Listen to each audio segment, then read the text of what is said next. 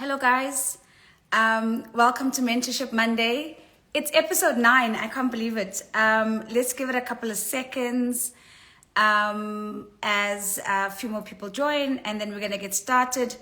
Boyka Rabelo, hello to you. Renelwe, hello. Lavi, what a lovely name. Hello to you. Natasha Events, Lesejo 88, I'm assuming. Hi, my friend. Hi, Mbo. Joey, hello to you. Zolisa, Kay, always lovely seeing you on my screen. Euphemia, Joseph Manjo, Avuzwa, Nomusa, hello to you. Delta's love, always great to see you. Pumi, hello.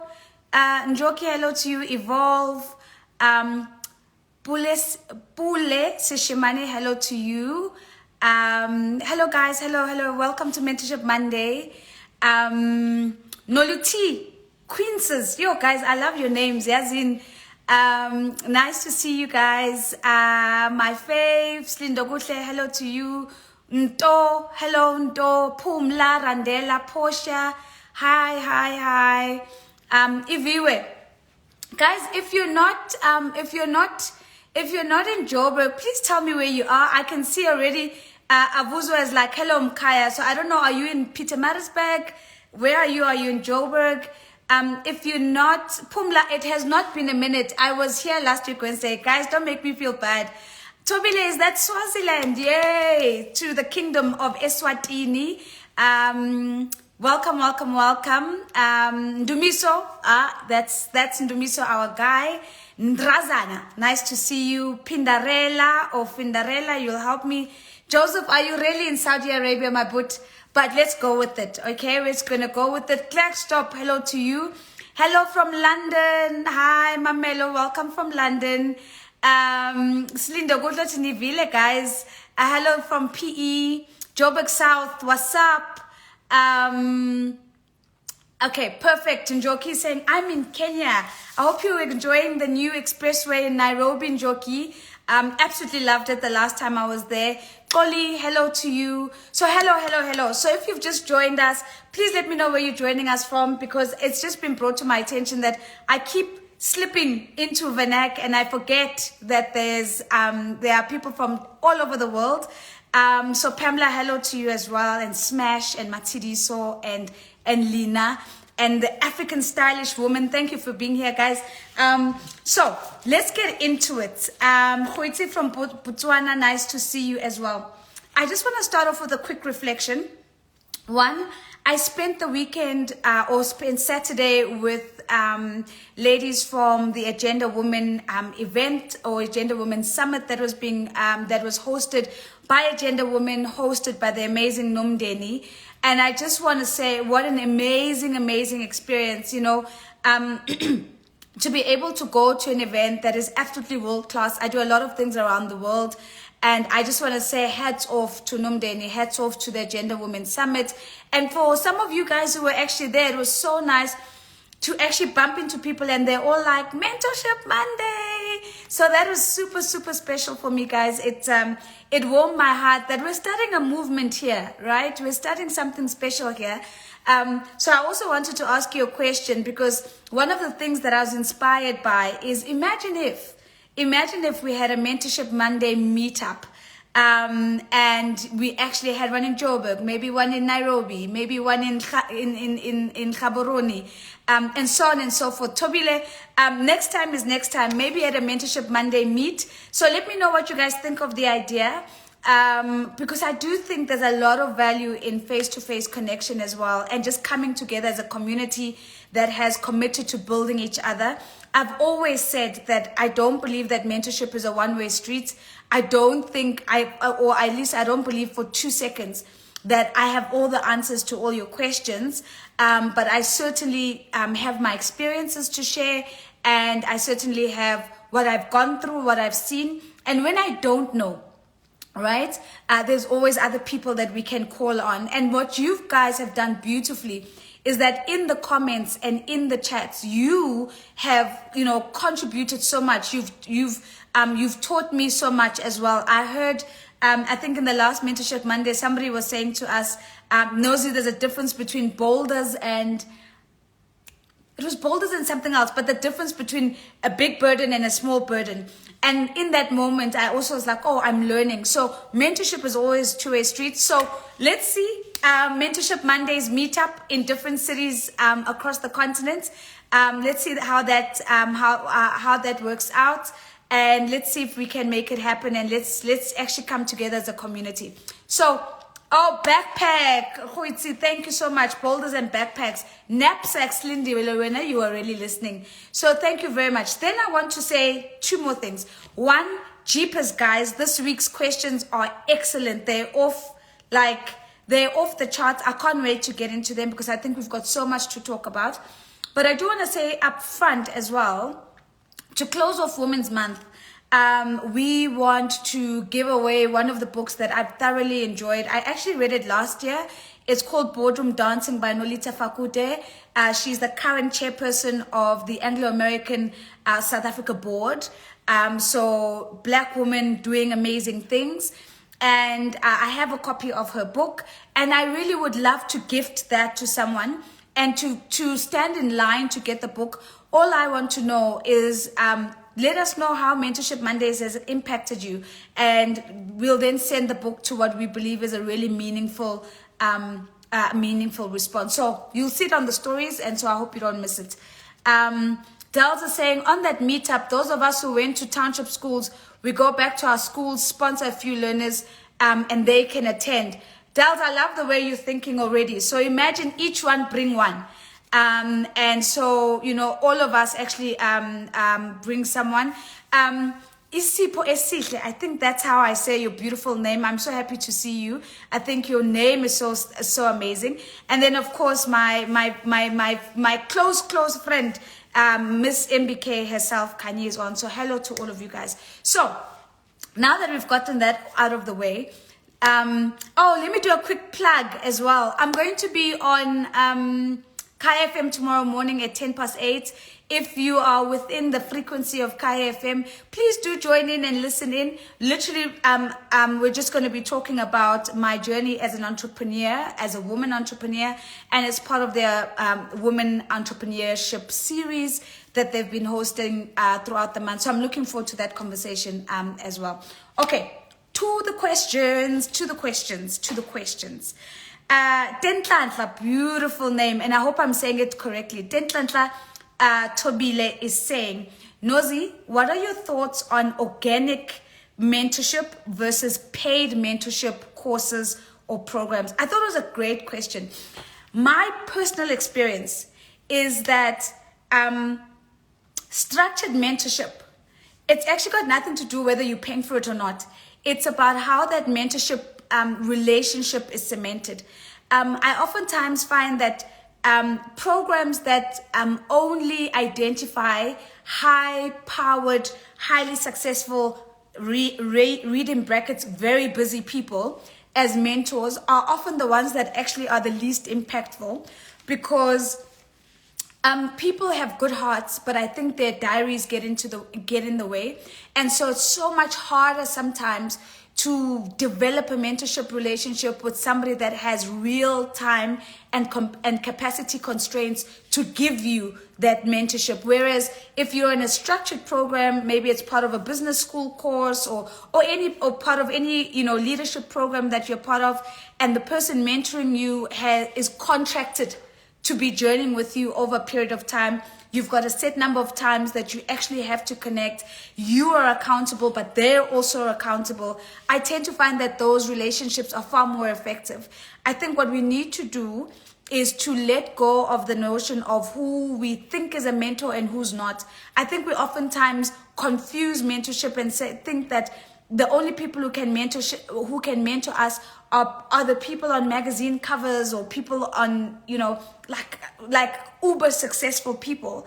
And I think mentorship is not about that. I think mentorship is all about people with experiences and that are willing to share those experiences with those who are looking for that mentorship opportunity.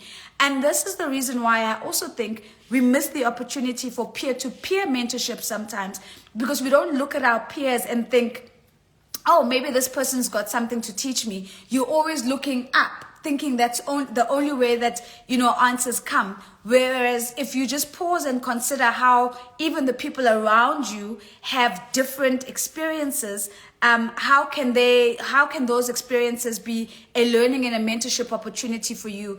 And so it's a long answer, Tobile Tentlantla, but I'm really hoping that, the message is landing. The mentorship relationships that work the most is where there's a lot of structure, there's a lot of commitment, there's a lot of accountability, and there's an actual journey that people are on, right? So we are on this journey for the next 6 months, or we're on this journey for the next 12 months. And I think once it just becomes open-ended and it's, it's a lifelong sort of mentorship thing, and you're never actually getting time in that person's diary. They really love the idea of being your mentor, but they actually really can't really mentor you to the extent that you need. It doesn't matter how high profile they are. You're not getting the relationship. You're not getting the impact. So we just need to unlearn some things and some misconceptions that we hold in our heads about who qualifies as a mentor in our life and who doesn't. Absolutely, Tobile, mentoring is all around us, and it's just about us opening up ourselves to really learning from people around us. And I know I've said this, but I'll say it again. It's very important that when you go into a mentorship relationship, you open yourself. If you're the mentor, you open yourself to being mentored as well. It's a two-way street, and there's just mentorship is not a one-way street where the one is the giver and the other is the taker. You're both giving and taking, and so you've got to always remember that even if you're the mentee, that your voice has value, and that you've got something to contribute in this relationship, and that you've actually got something to teach, and you've got to really, really tap into that, right? So I'm seeing some amazing names. Amantle, I've been gushing about your name. I don't know why. I've never heard of your name, and I think it's so beautiful. It's so beautiful to see you here.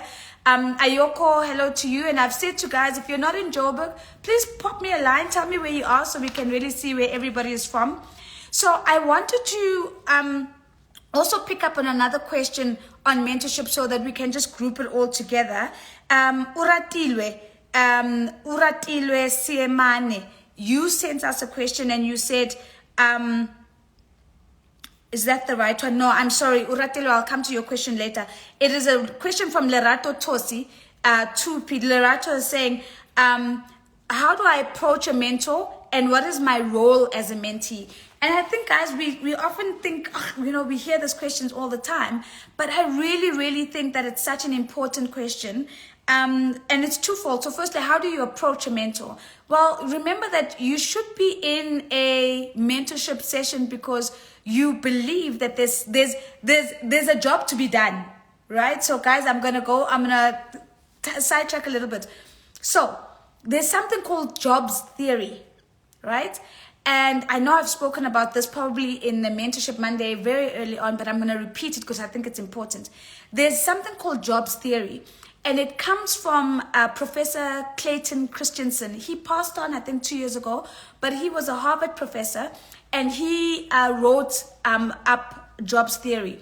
And basically what he was saying is that every single thing that we do, in every single moment, we do it because there's a job that we're wanting that thing to do. So for example, as I put these glasses on, there's a functional job. The functional job is that I actually have allergies with my eyes, so I need to wear glasses. You might see that my eyes are a bit red right now. I need to wear glasses, especially in this time around spring, because my eyes get allergies.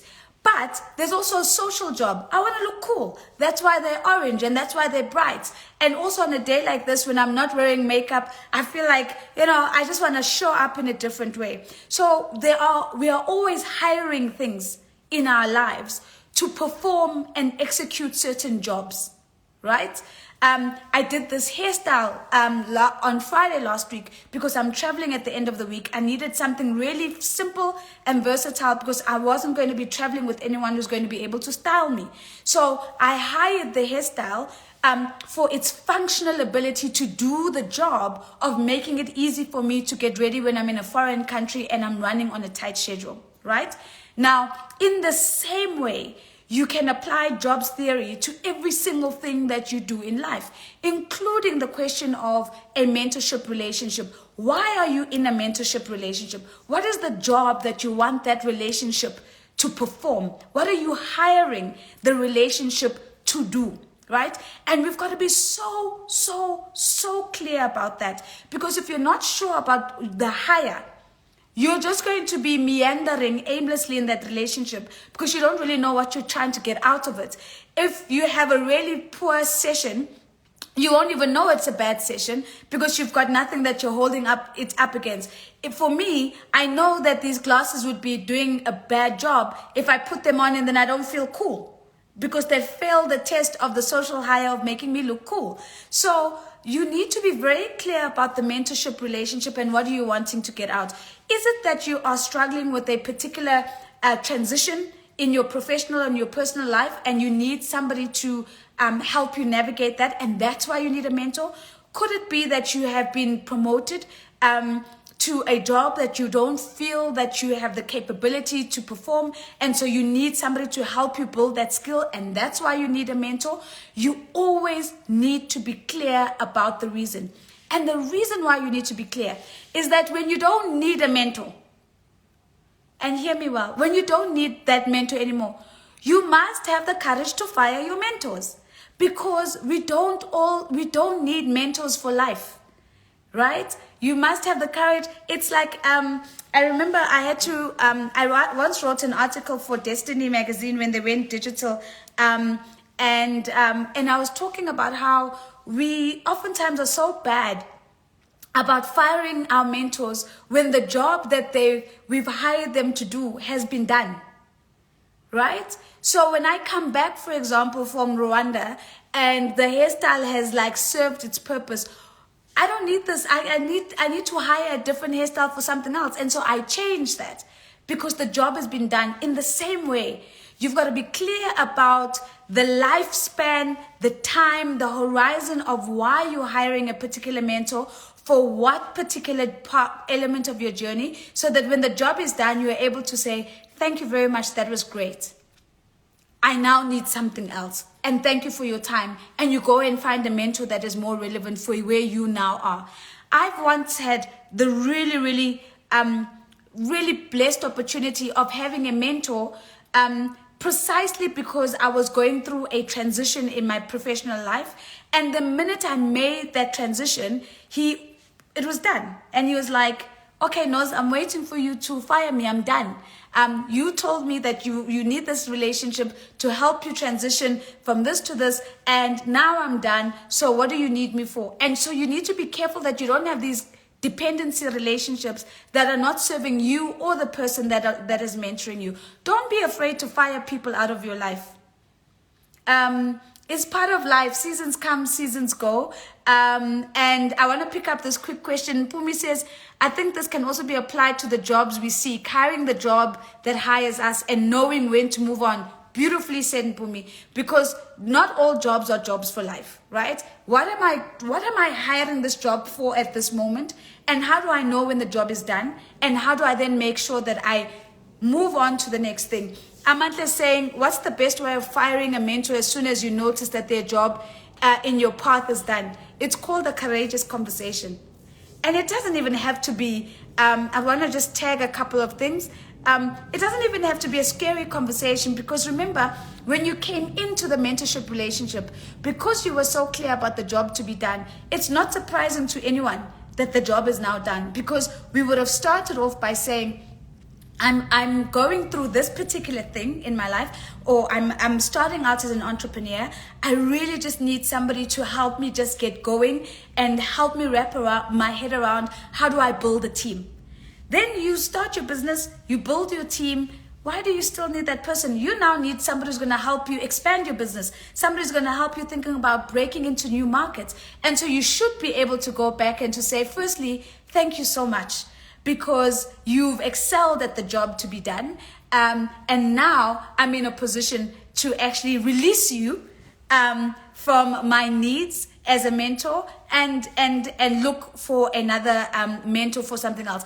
And we don't need mentors at every single stage, but it's really good when you can identify when you need a mentor, so you can tap into that. Lerato's second question was, what is my role as a mentee? I always say this is really simple. You get out of mentorship relationships what you put in. It's that simple. So remember that because of that asymmetry I spoke about, where we tend to look at people who have busy diaries, time constraints, capacity constraints, and we want to be mentored by those people, you've got to make the effort as the mentee to get into their diaries, to get into their time. Make sure that if they've got a PA, you are on first name WhatsApp basis with that PA, so you can get into the diary. You can't sit and wait for your mentor to be the one who reaches out to you to check, are you still okay? For them, remember, they're living their life, and in addition to that, they're probably mentoring a range of other people. So you've got to make it really easy for you to be mentored by playing your part, stepping up, leading the scheduling, reaching out to the person who controls their diary, putting up your hand to say, hey, this is what I need, showing up prepared, right? And keeping track of your progress. There's nothing worse than being in a mentorship relationship where you feel like you're swimming in porridge because there's actually no progress. You can't really tell whether there's progress or not. Look, regression is also something that you can talk about in a mentorship relationship, like why are you regressing in a particular area? But you won't know whether you're regressing or progressing if you're not keeping track of the things that you had hired this mentorship relationship for and how you're doing against it. Simply Bui is saying, sorry Bui, I'm trying to read your comment. You're saying this is the same way we should see our jobs. Once you're done, have the courage to transition to the next. Absolutely. I think that's the comment that somebody else was making as well. It applies in a lot of things, whether it's jobs, whether it's social circles, community circles, whatever it is. Know when the job is done, so that you can move to the next thing. And also know when you're doing a poor job at something, right? And have the courage to talk about that. Amantle says, I was unsure of how to start the conversation. I like the idea of reflecting on the progress made together, thanking them, and then closing out to make way for the next phase. Absolutely. And you know what? The funny thing is, most people or most mentors will probably say to you, stay in touch. And so the scope of the job to be done is now a little bit different, right? We're not having our monthly or bi-monthly check-ins as mentor-mentee, but you are now giving me the permission to be a person that I can do a quarterly check-in with. Because I'm like, hey, just checking in, this is how things are going. So be clear about at what stage in the mentorship relationship are you guys? Okay. All right, let me pick up a couple more. Nomsa says, Nozi, how do you use social media to network, and how did you approach people or start a conversation? So I'm going to focus on the social media part, because I think this has been a very interesting journey for me. Sort of building a brand that also has a footprint on social media. I'm very passionate about personal branding. I love talking about it. I think it's one of the most misunderstood things. I think oftentimes when we talk about our personal brand, we think that when people ask us about our personal brand, we think they're asking us about the number of followers and so on. And I think it's got absolutely nothing to do with that. I think a personal brand is all about the value that you leave on the table for people around you, and how they consume that value and what it means to them, and how they then reflect that back to you. But that's a conversation for another day. However, a social brand can also live on a social media platform. So it can be consumed on Instagram or Facebook or Twitter or LinkedIn and so on. And I've had to learn that journey as well. So I was very inconsistent. I was doing my own thing, just posting here and there. And then I just decided that, if I'm not going to be deliberate about managing what my brand looks like, on social media, other people are going to do that for me, because I started noticing, for example, I do lots of interviews for different organizations, and there was a time that if you Googled me, what would come up was everybody's interviews about me before my own website, everybody's interviews and videos about me before my own YouTube page, as an example. Instagram was just, it was neither here nor there. I wasn't really very active on Instagram. Facebook, I probably was. It says a lot about my age, because we like, writing these long things on Instagram and so on. And Twitter was one of those spaces that, you get burnt so quickly. So you keep you keep away. But for me, I've just realized, what I've learned in my journey is that it's so important. The most important thing is authenticity, right? That you are the same person in person, who is the same person on Instagram, the same person on LinkedIn, same person on Facebook, same person on Twitter. And every time I say this, people always roll their eyes and they're like, yeah, but those different platforms attract different audiences. And I always say, I don't care about that. If I'm in the coffin and it is my day, it's my time to go, and that's it. I want the person speaking on behalf of the family to say the same thing about me that the person who's speaking on behalf of my professional associates will say, which will be the same thing that people that I've mentored will say, the same thing that people that have mentored me will say. The experience of me needs to be the same, irrespective of the platform I find myself on. So that's the first thing, is that how do I give an authentic experience of me? How do I give an extension, an authentic expression of me on any of those platforms? And my learning has been, if you are yourself, people then know who you are and what you stand for, and they'll reach out to you. And so meeting people on social media, networking with people on social media hasn't really been that much of an effort. Yes, I have a social media team. They help me with those beautiful quotes you see. They put together, some of the tiles you see with my clients. Sometimes I get them from the clients myself. They take reels of me. They take pictures, because I just don't have the bandwidth for that. But if there's anything I can guarantee you, is that I look at everything that is written in my voice, because I need to make sure, is this something that I would say? Is this something that Nosy would say? Is this the way I'd phrase something? And so one of the muscles that my team is constantly having to build is having to deal with feedback, because I'm always like, I wouldn't say it like that though. So why would you write the caption like that? And we have to go back and like, okay, well, what would you say, Nosy? And then I rewrite it. I'm like, this is what I'd say. And sometimes they get it right, because they're like, okay, they've spent time around me. They know what it sounds like.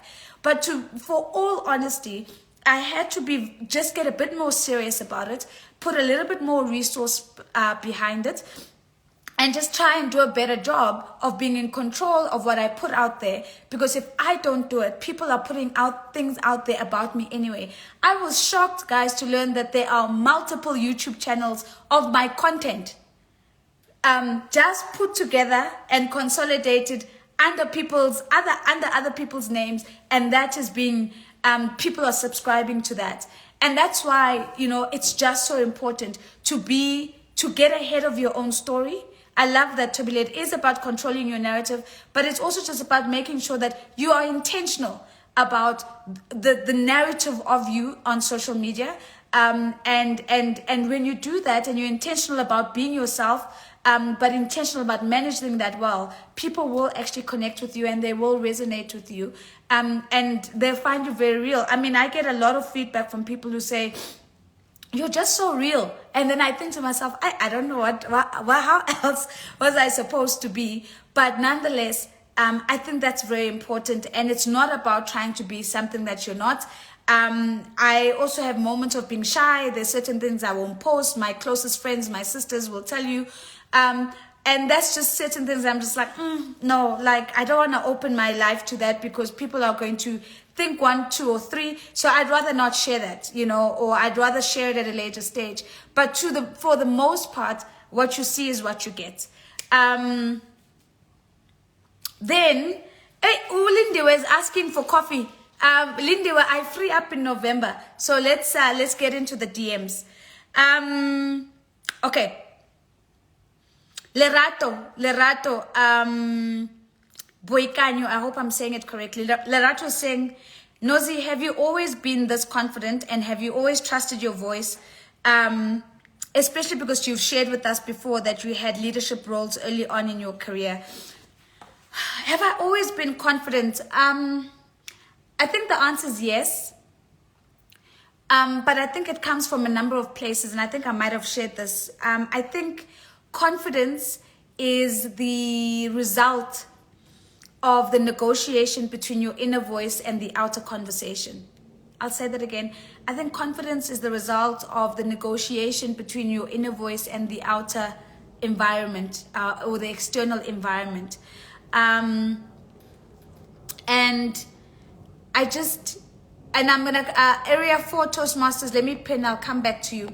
And what I mean by that is that we all have a narrative that we're telling ourselves on the inside, right? We're always telling ourselves one thing or the other. Either I'm great or I'm not great, or oh, I'm smart or I'm not smart, or I can do this or I can't do that. We're always judging ourselves in every single moment of the day about what we can do and what we cannot do, what we think we deserve and what we think we don't deserve, what we think is good for us, what we don't think is good for us, right?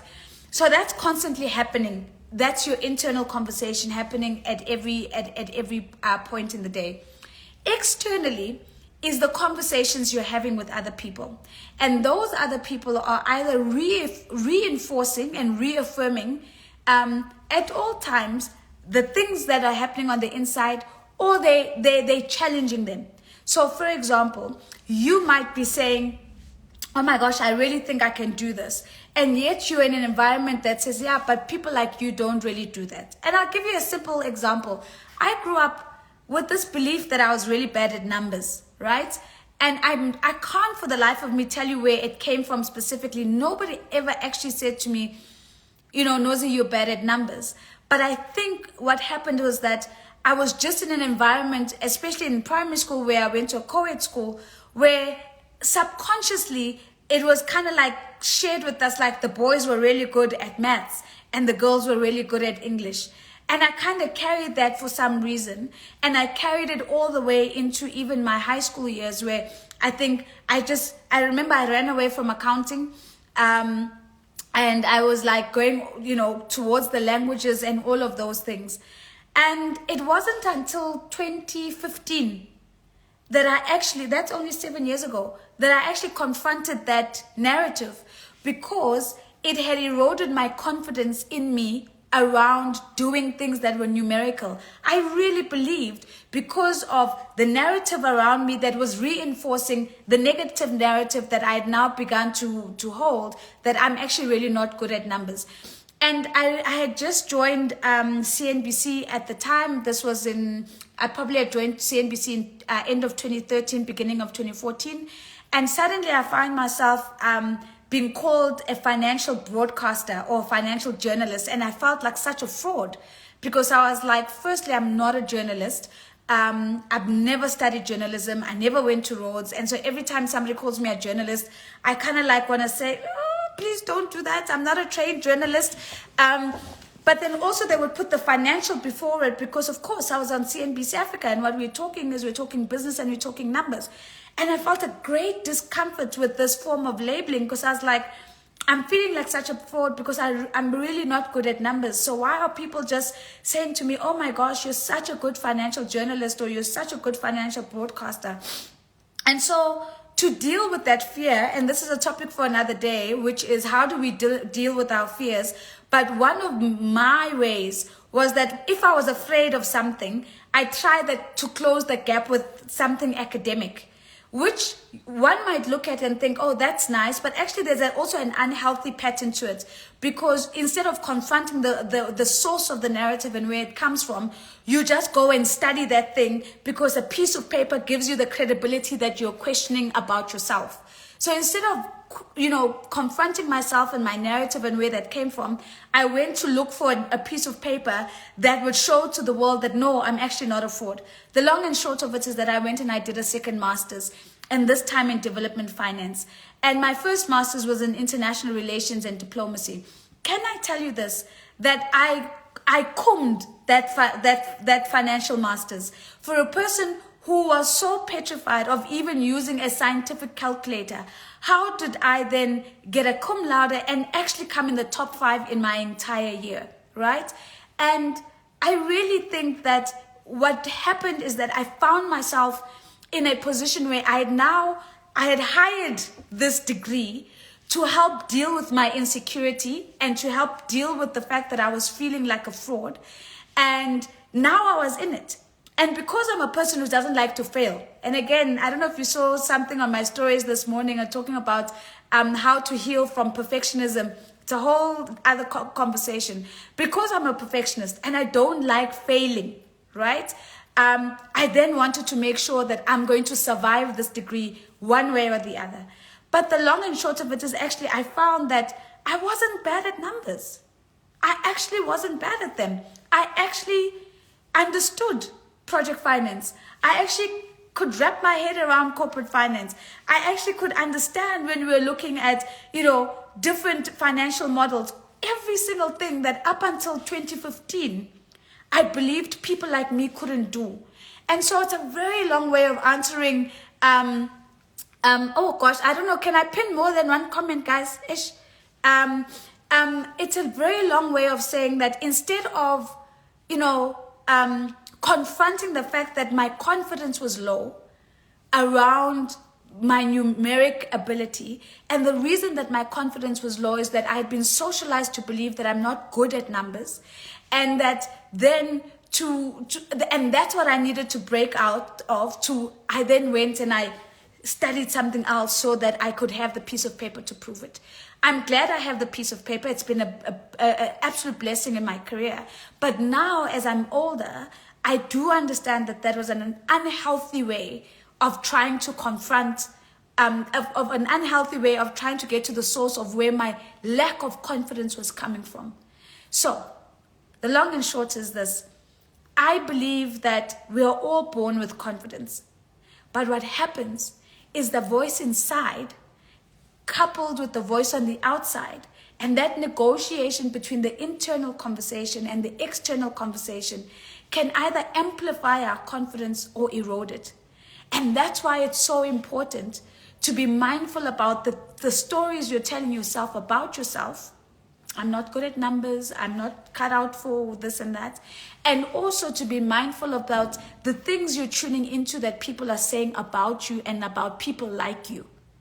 Because they might be not talking about you directly, but if they're talking about somebody who's close enough to be someone like you in your view, you're going to feel like they're talking about you anyway. And you've got to have that level of discernment about what am I hearing, how's it making me feel, and why am I feeling what I'm feeling. Okay, I want to just go to Ingaka saying, oh my gosh, Nozi, that's me. I'm a professional student because I find credibility in academic qualifications. Hey, yeah, so me and you both, and I'm sure there are others. And I think a lot of people find other things, right? But I have learned now that I don't need a degree for every single gap that I have. That I can actually just say, I actually don't understand this, and that I can actually learn it by being mentored by somebody or just by reading up on it, and not being in this perpetual state of accumulating qualifications as my badge of being credible. And it takes a long time to get to a point where you're like, actually, I'm just good at what I do, with or without the qualification. People always ask me, Nozi, what did you study to become a conversation strategist? And I always say the story, guys, that is the worst question you can ask me, because my career has just been all over the place. There hasn't been this perfect pathway. And so it would be completely just wrong of me to say, you must follow my academic path for you to become a conversation strategist. That's not the case. And so it's taken me a very long time to get to the realization and to say it confidently that I'm really good at what I do, with or without what I studied. Because a lot of what I do is innate. It's got nothing to do with the different master's degrees that I have, and the certificates in this and the certificates in that, and then I mean, I love studying, I love academia, but my qualifications don't make me, and I will not be framed and reduced to the letters behind my name. My closest friends and family will always tell you that I do want to do a PhD, and that's not because of the letters. That's because I really think there's a lot to contribute into the body of knowledge around conversation as a strategic tool, and that's what I want to do the PhD on. I think a younger Nosy might have just wanted it for the doctor title, but it takes time for us to get to these breakthrough moments. And to come and to get to grips about the stories we tell ourselves. Abigail is saying incidents that happen in our formative years as well can change the story we tell ourselves. Absolutely. Lady Faiz is saying, reminder of the question about mentees who are not committed. I won't forget. How do you deal? I'm going to put it here because it was 100%. That was the question. Simply Boo saying, so true, Nosy, be mindful of the voices inside and outside as it will impact your confidence. The unapologetic housewife says, funny enough, even this notion of qualifications validating us is because of what the voice inside tells us, tells you what is expected and what is respected. So well said. So well said. Knox Bloom, nice to see you. Knox is saying, that's incredible. Own and lead with your strength. Joey is saying, maybe as a pioneer conversation strategist, you can look at creating a career learning path for inspiring strategists. We're on it, sis. We're on it. Very, very much on it. So it's a work in progress. But it's also part of this broader journey of how do we normalize and formalize this as a professional pathway, and it's not this unique thing that only Nosy is doing, that anybody can actually become a conversation strategist, and that I can actually take my experience and distill it to taking out all of the noise. What were the critical steps, and how can, if somebody follows those critical steps, how do we get there? Slinda, I'm working on it, guys. I promise you, I'm working on it with 2 institutions right now. As soon as we have something to announce, you guys will be the first to know. Okay, sorry guys, that was a very long-winded way of getting to the confidence question, but I really hope that it's landed. Okay, let's go to the question about the mentees. The mentees that somebody asked, well, Nosy, what do you do about the mentees who are not 100% committed, whereas you as the mentor are giving your best? Fire them. It's fire them. I mean, guys, if you as a mentor should be fired because the job that you're being hired to do has become redundant, why would you not fire a mentee who's not showing up in the relationship? So you keep showing up with your time and your effort, and you are rescheduling things and so on and so forth, and you are now going to continue with somebody who's not playing their part. No, it doesn't work like that. And I really think, guys, we need a conversation. You need to let me know whether this is right or not, and maybe it can come up as a question for next Monday. I really think we need a conversation about the courage to fire people. I talk a lot about hiring decisions. We spoke about it in one of the, it was one of the tiles on my social media. I was talking about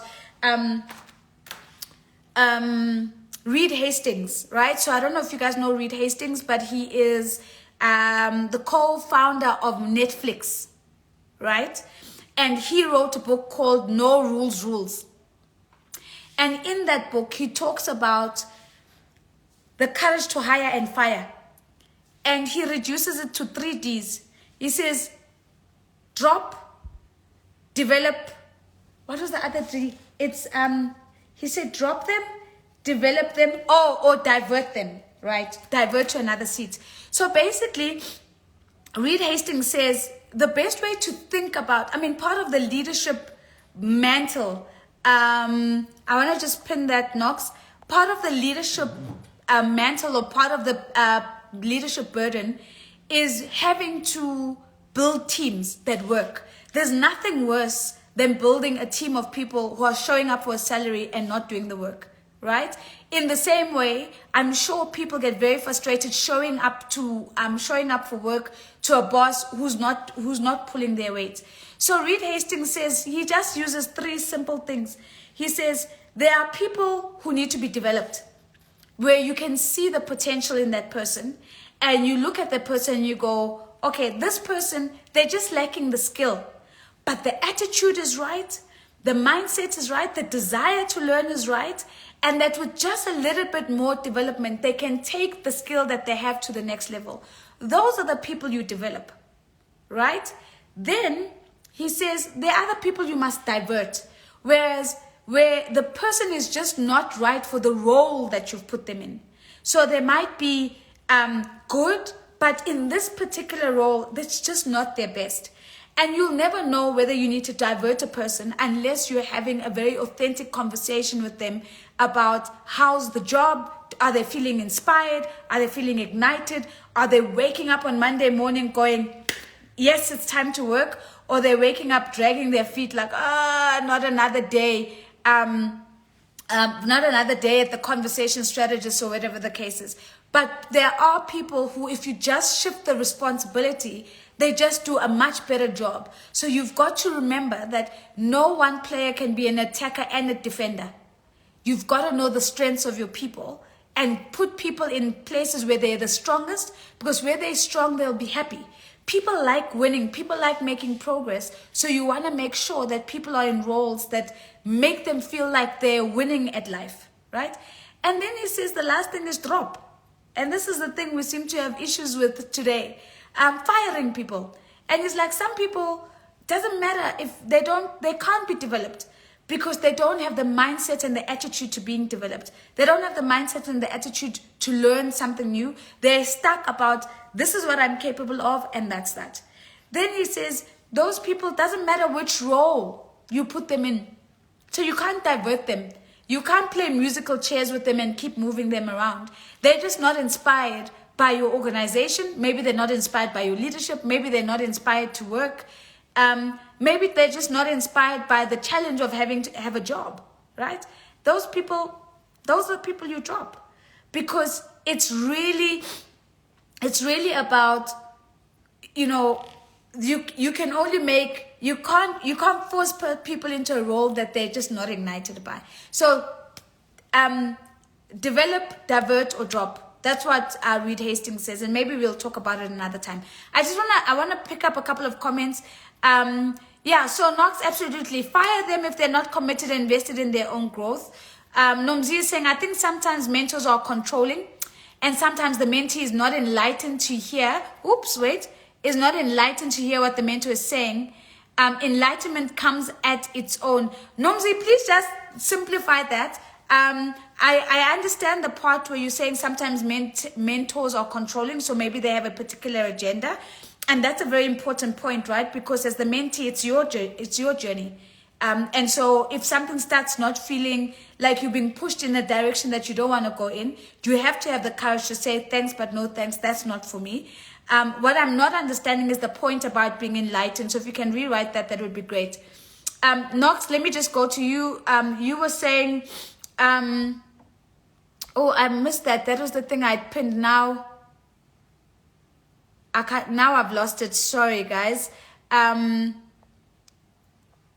Some people fire themselves by not pulling their weight. Absolutely. John Maxwell says sometimes firing them might be a blessing. Release, guys. Release. And Simple Boo is saying, yes, please, can we do more on the 3Ds next time? I had actually put in a comment here or pinned a comment, but I've lost it, so my apologies. We've got 10 minutes left, so I just want to pick up maybe a few more, maybe 1 or 2 more, and then we'll close it up at the top of the hour. Just a quick reminder, I keep getting people asking me, Nozi, why aren't you uploading the full thing on on Instagram. Remember guys, it's on the YouTube page. So if you just Google my name, we've pulled all the Mentorship Mondays, all the episodes are on the YouTube page. So you can actually go to the YouTube page and actually watch them all from top to bottom. But we do keep the sound bites and post those from time to time. Okay. Okay. Uratilwe, I said I was going to come back to your comments. So I'm going to come to it now. Uratilwe says, 2 questions. So the first one is, Nozi, how can we use time effectively so that we can manage work and further our studies at the same time? And I thought this was a good question, right? Because there comes a time in our professional journeys where we've got to kind of figure out, okay, Lady Fez is saying, this is Knox's comment, you are born worthy. You can't get a degree for every part of your life you are not confident in. Yes, Knox, thank you. Thank you very much. Nomzia, I'm going to pin your comment. I'll come to it now. I just want to get to Uratile's comments. Uratile is like, how do we do this thing of working and studying at the same time? And I really like that question because I think we see people do it and we oftentimes go, oh my gosh, that's amazing. How did they do it? And I think there's a lot of value in pausing and just reflecting on that. I'll share my own experience. I, for the most part, actually worked and studied for most of my academic life. When I was doing my first degree, I was a waitress. I used to waitress Friday, Saturday, Sunday, and then it was Friday's afternoon shift. So after lectures, and that's just because I needed to. I needed the rent money, I needed to buy food, I needed to buy books, and there was just not enough money at home for me to do those things. So I wasn't receiving money from home, so I had to work. So my first 2 degrees, actually, that's what I did. And then I got a job at the presidency, and then I was working during the day and then attending my honors my honors classes in the evening. And then my first master's, I was really blessed. I was able to take a sabbatical because I was on a scholarship and I was a first-time full-time student without working in the UK for the very first time in my academic career. And when I did my second master's, I was working as an anchor full-time and still having to do a master's at the same time. So how's it done? This is my experience. I'm not saying this is the template or the blueprint, but I'm saying this is my experience. I think it's very important to be clear about what are the things that are a priority in your life at that moment, and what are the things that are going to become secondary and tertiary focus areas. You cannot do everything at the same time. So I had to accept that social life, one side, especially in my first degree, I just wasn't that person, and maybe it saved me from a lot of problems and trouble and whatever it is. But I really had to be in the lecture halls and in the library Monday through Friday, because I knew that on the weekend when other kids were having an opportunity to catch up, I was going to be on the floor in the restaurant, waitressing and doing all of those things at the same time. But it needed to be very clear in my head about my time to socialize will come. It will not die. I will have an opportunity to do that. And so it is about the discipline of saying there's certain things I'm going to have to put down. I can't make them a primary focus right now, but I will get to them. And sometimes it's not about giving up your social life in its entirety, right? But it's just to say, I'm just not going to be able to be as social as everybody else. And it is about understanding about the discipline around your time, and also just letting people around you know that, guys, this is the journey that I'm on. I'm not going to be available for certain things. And so I'm just not going to be able to do trips, hang out, weekend braais, every other. And so evenings become sacred time because you're either catching up or you are reading or you're doing notes or whatever the case may be. So for me, I just found that it's about clarity about what is this phase of my life all about. And the beautiful thing about degrees or diplomas, certificates, whatever it is that you're doing, they have a time frame. So you know how long the sacrifice is for, and you just put your head down and you get the job done. And then you lift your head and you then can pick up the other things that you had put down. It's not easy, but it definitely can be done. Nomzi, I want to then come to you. You said Oh gosh, I hope this thing keeps jumping so much. Nomzi, I've now lost your comment that I had pinned again. Okay, there it is. You're saying what I meant is that enlightenment comes at its own time. Sometimes I understand things now that I didn't understand 2 years ago, and I was just not ready to hear them then. Absolutely. And we all have things that we're not ready to hear, and the penny drops when we're ready. There's a saying, and I know I'm going to butcher it, but I'm going to try it anyway. There's a saying that says the teacher appears when the student is ready to learn. So there are many things that you could have been mentored on, but the teacher will appear when you're ready to actually learn. If you may saying, wow, I really needed to hear this, prioritizing and setting clear intentions is so important. And then socializing that with people around you, right? So that people become enablers of your success and not detractors. They don't take away from the goals that you're pursuing. In fact, they help you to protect your space and your study time and so on, rather than them always like, but ufunda njalo wena, why aren't you coming out with us? You need to surround yourself with people that are in support of your goals and your dreams. And so when you say, guys, I'm in my MBA phase, whatever it is, you do a Gibbs MBA, it's 2 years, guys. It's 2 years flat out of absolutely being on a very specific journey, and you need all the support that you can get. And the last thing that you need is, people who are the closest around you, making you feel guilty and bad about the fact that you need to be focusing on your studies. You just need to stand firm and make sure, that you're really clear about what it is that you're doing with your life right now. And either people must shape up or ship out. That's it. Shape up or ship out. Yeah, but now I feel like I'm giving people ideas. Guys, I don't want people being dumped and people being divorced and people being, because Nosy said shape up or ship out. But I am just saying, I'm not surrounding myself with people who are detractors from my goals and my dreams. It's not going to happen. Okay, 2 minutes left. So Abigail is saying, but if they are not enablers, it's time to consider dropping that circle. It's a cage, not a circle. Love that. Are you in a cage or are you in a circle? Can you hlegan? I'm not going in there. Makungu, hello to you. Makungu is saying, so true, it's tough, but being firm on your no will serve you in the long run. Absolutely. Absolutely. We just need to be very clear about these things, guys. And communicate, communicate what you need. I need space. I need time. I need you to stop sending me invitations. I'll get back to you when I have the time to engage, and all of those things. So in the last 2 minutes, allow me to say this. Don't